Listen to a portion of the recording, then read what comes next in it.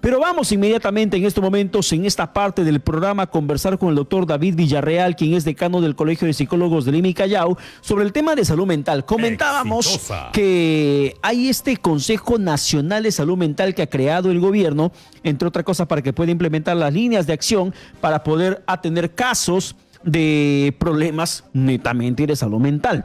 La instalación fue el día de ayer. Ha participado el presidente de la República, Martín Vizcarra, el titular de la presidencia del Consejo de Ministros, Walter Martos, lo mismo que la ministra de Salud, Pilar Macetti, dentro de este nuevo consejo, que exactamente quisiéramos saber cuál va a ser de novedoso. En realidad, es una nueva institución, pero ¿qué de diferente podría ser? Según lo que mencionaron, que es una oportunidad de impulsar el fortalecimiento y la expansión de los servicios de salud mental en el territorio nacional, debido a que en la actualidad ese tema es muy poco difundido entre la población. Yo no creo que sea muy poco difundido. Yo creo que es de poco interés del gobierno. Porque si el tema de salud mental fuera de importancia, se habría ido de la mano durante la pandemia, porque cualquier especialista te puede decir que si tienes a un niño enclaustrado durante un mes, 2 meses, 3 meses, va a generar un problema de alteración en su conducta y al mismo tiempo un cuadro crítico de estrés en los padres. Si mantienes encerrada a la gente sin poder siquiera salir durante 1, 2, 3 meses, eso va a repercutir en el estado emocional de todo ser humano. Niño, adulto, anciano. Hasta las mascotas encerradas se terminan estresando. ¿Cuánto más un ser humano?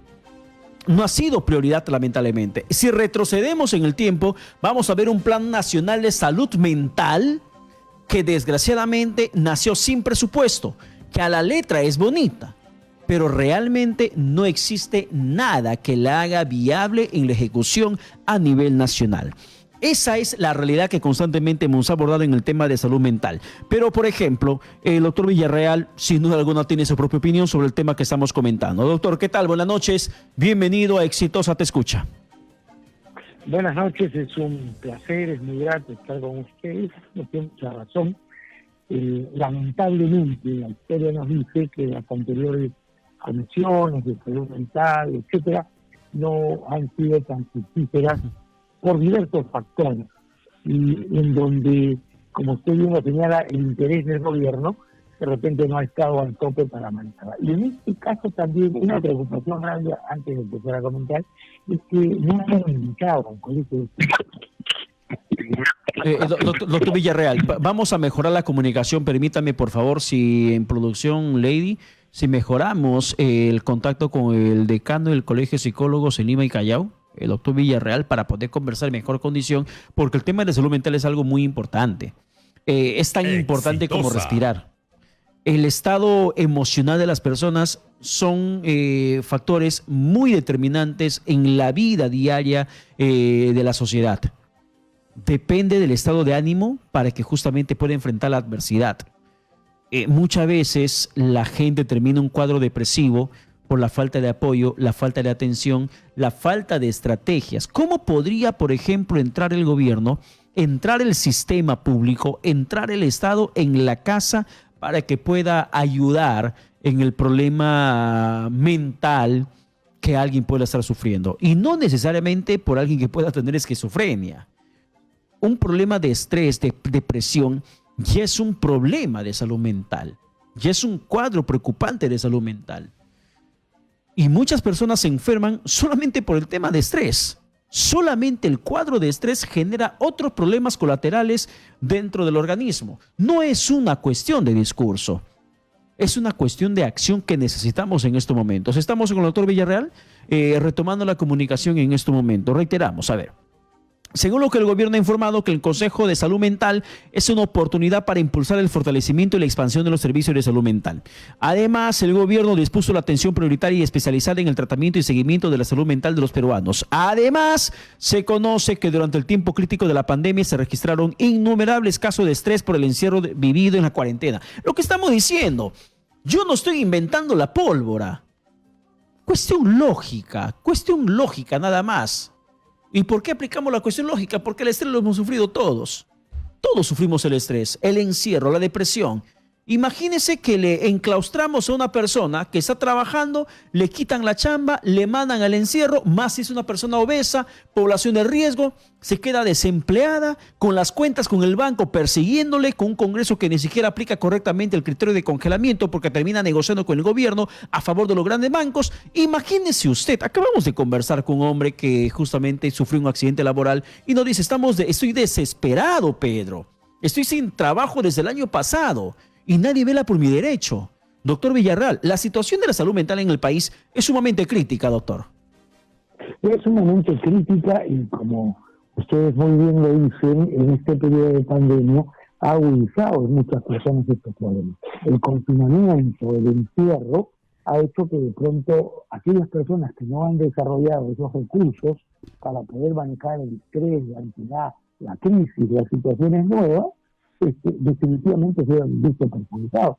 Y las familias también, ¿no? En este tiempo hemos tenido dos tipos de familias. Una familia que ha sido funcional, que ya ha estado previamente relacionándose bien, los cuales han podido unirse y manejar sus recursos para poder ir avanzando.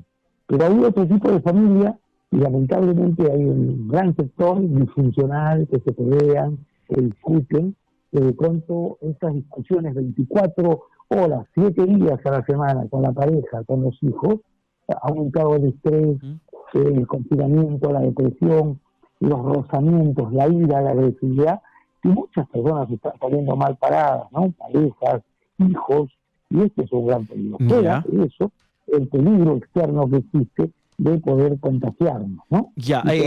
Doctor, por ejemplo, el día de hoy, nosotros tenemos un bloque de Véndeme tu Chamba, que es un espacio que justamente sirve para que la gente emprendedora en tiempos de pandemia han perdido el trabajo, hay negocios que están ideando cómo poder salir adelante. Entonces dijimos gratuitamente que la gente llame, ofrezca su servicio y que la gente pueda consumirlos.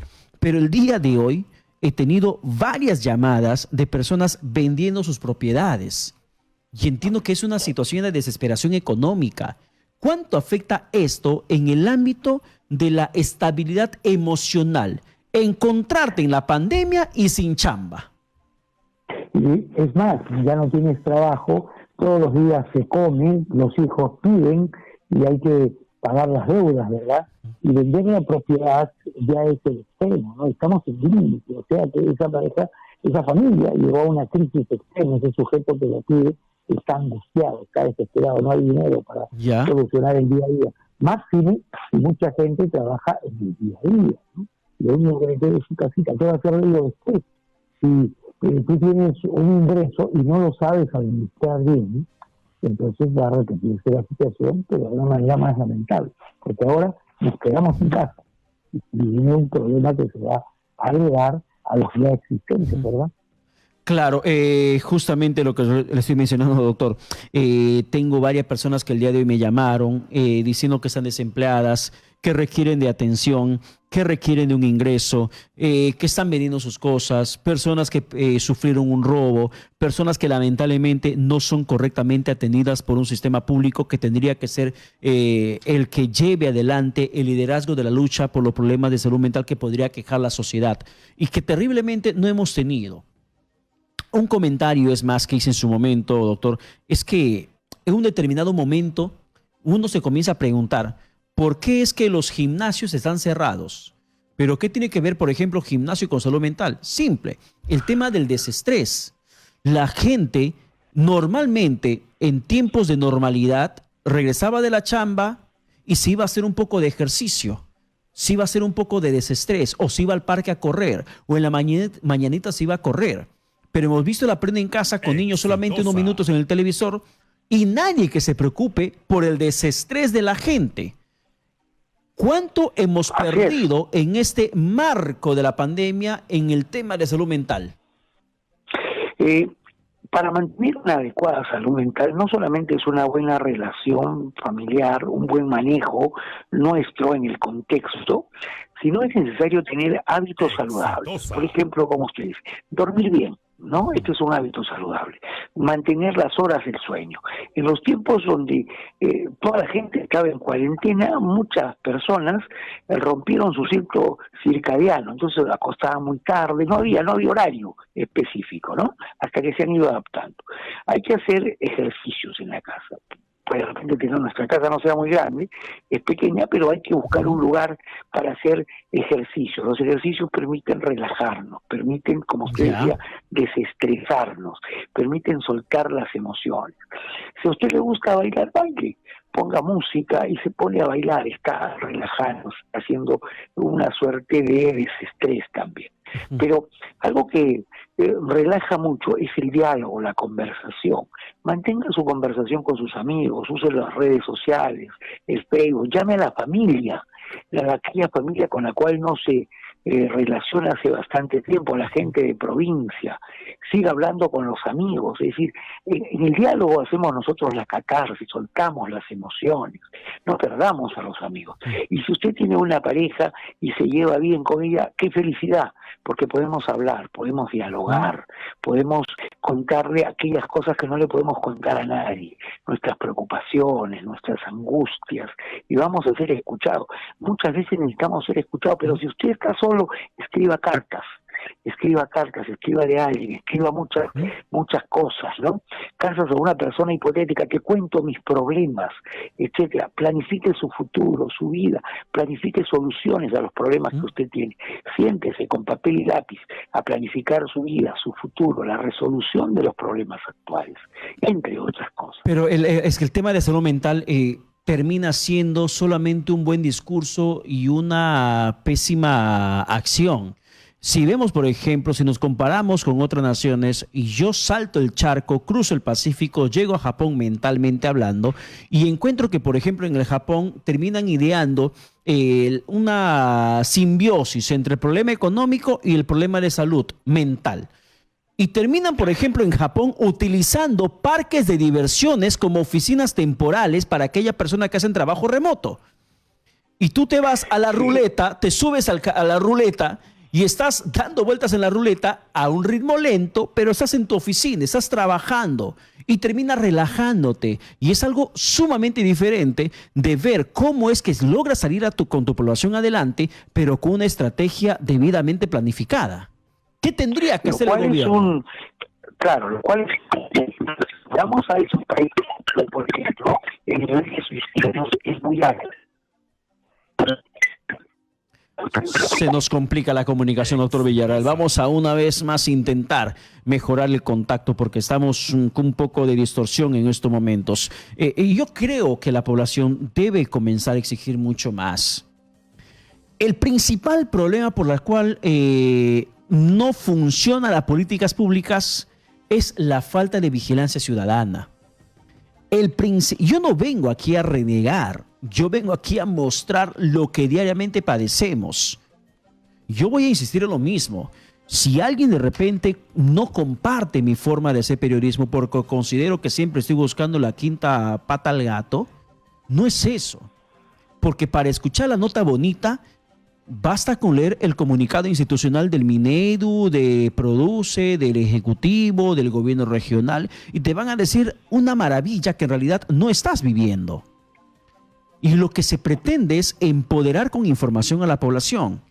¿Por qué hay tanta corrupción? Porque la gente no hace vigilancia ciudadana. ¿Por qué las políticas públicas fracasan, no se implementan? Porque la gente no se sabe quejar. Así de simple.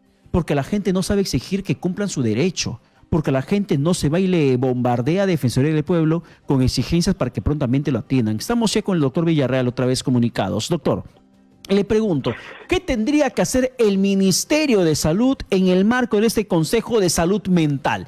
¿Cuáles tendrían que ser las políticas realmente viables y aplicables de manera inmediata?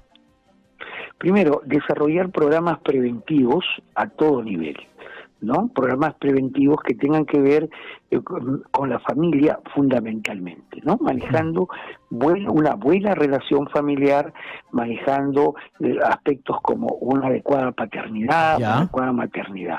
Entonces, si las personas se van a llevar bien en la familia es el núcleo básico. 2, cómo manejar el estrés, es otro programa importante. Pero esto tiene que ser, mi querido amigo, transmitido así como este medio que habla de este tema a nivel de muchos medios. Si revisamos los diferentes medios, escritos, orales, etcétera, vamos a encontrar que en ninguno hay usted puede relajarse de esta manera, dése un tiempo a sí mismo, combata el estrés, no pelee con su familia, dele un abrazo a sus hijos. Antes hablábamos de Japón, por supuesto, pero los niveles de suicidio son muy elevados, es uno con otro, los niveles de afectividad son muy limitados. Si usted quiere abrazar a un niño, no se lo permiten, ¿verdad? En cambio acá no, acá tenemos nuestra reserva afectiva, la gente es querendona, nos decimos te amo. Pero doctor, ¿cómo podríamos hacer reales y contundentes esas políticas preventivas? La base es prevenir. Bueno, desarrollar esto, ¿no? Políticas preventivas que deban de señalarse y deban de llevarse a cabo en todo contexto, en la empresa, en los colegios, en las instituciones diversas. Entonces, las políticas tienen que efectuarse, ¿no? Manejemos, por ejemplo, una buena relación familiar, aspectos saludables de crianza, hábitos saludables de crianza, en todos los colegios, hacer escuelas de padres, ir a las empresas, ¿no es cierto? Ir a las empresas, las fábricas, las diversas instituciones. Manejemos un programa de relajación y estrés a todo nivel. Por ejemplo, en este caso en particular del Colegio de Psicólogos de Lima y Callao, entiendo que ustedes han desarrollado... Que no fuimos invitados. No fuimos invitados. ¿No fueron invitados para el Consejo de Salud Mental? No fuimos invitados. ¿Nunca les llamaron para preguntar de repente qué cosas se puede hacer por la salud mental en tiempos de pandemia? Nunca nos llamaron. Yo soy del Consejo Directivo Regional decano, acabo de conversar en la mañana con el doctor Pérez, decano del Colegio Nacional, tampoco fue llamado, y nos mostramos nuestra extrañeza. Entonces, ¿verdad? ¿Cómo se puede planificar una estrategia de salud mental si no convocas a los expertos? Pero, imagínese usted, ¿verdad? Imagínese. Entonces, nosotros como colegio apoyarnos a colaborar, se nos complica. Bueno, doctor, la verdad que es lamentable lo que justamente usted nos está comentando, porque yo insisto, ¿cómo se podría planificar una correcta estrategia si ni siquiera llamas a los que conocen, a los que manejan, a los que están con los pacientes, a los que tienen la estadística directa? Por eso, una vez más, caemos a la conclusión de que el Consejo de Salud Mental es un bonito discurso, pero no conocemos su estrategia, porque solamente se conoce que se sabe del cuadro crítico que muchas personas padecieron en tiempo de pandemia por el aspecto de la cuarentena. Pero ¿qué se ha hecho por ellas? No se conoce. En el caso, por ejemplo, para terminar, en el caso del Colegio de Psicólogos de Lima y Callao, entiendo que ustedes han desarrollado una estrategia para ayudar a las personas con secuelas de COVID-19. ¿Cómo ha funcionado eso, doctor? Tenemos un programa de voluntarios con 188 psicólogos que atienden de 9 de la mañana a 9 de la noche, seguimos atendiendo. Tenemos ya más o menos 6.800 atenciones en todo este periodo, y que ustedes pueden visitar la página de Facebook del Colegio de Psicólogos de Lima, y tenemos 188 líneas. Podemos llamar en este periodo de pandemia gratuitamente, que estamos atendiendo de 9 de la mañana a 9 de la noche. Y los invitamos a que busquen nuestro Facebook y vayan a encontrar líneas con las cuales la colectividad puede ayudarse en forma totalmente gratuita. Bien, doctor, muchísimas gracias por la comunicación alcanzada. La señal nos ha jugado una mala pasada constantemente. Le pido mil disculpas porque esta comunicación no ha sido como nos habría encantado que sea. Pero sí, es cierto lo que podemos mencionar. Tengo una nota informativa que, por ejemplo, menciona el Colegio de Psicólogos del Perú, el Consejo Directivo Regional de Lima y Callao, en la cual se ha dado atención a la población que ha sido justamente víctima del COVID-19 y que lograron superar la enfermedad, pero quedaron con secuelas. Hay un golpe emocional, psicológico que muchos terminan padeciendo. Conozco a muchas personas que se encuentran afectadas emocionalmente tras haber superado el COVID. Superas el COVID, pero no te sientes vencedor. Te sientes con el temor de qué cosa podría pasar con tu vida después, y más aún cuando sientes las secuelas. La falta de aire, la palpitación del corazón que se te comienza a acelerar de forma repentina y tú sientes que te puedes morir, o la ansiedad misma que se termina generando con esta enfermedad. Son situaciones que todos conocemos.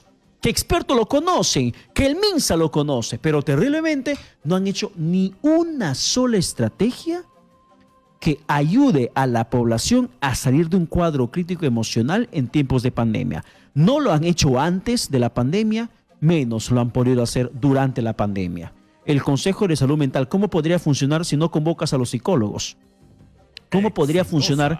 ¿Cómo podría ser viable si no convocas a los expertos? Que te pueden dar las pautas, te pueden sugerir, te pueden ayudar y pueden hacer mucho más rico el plan y que de esta forma la gente sea la que más se beneficie. Porque si no, esto va a seguir siendo un mero y burdo discurso que no nos va a beneficiar.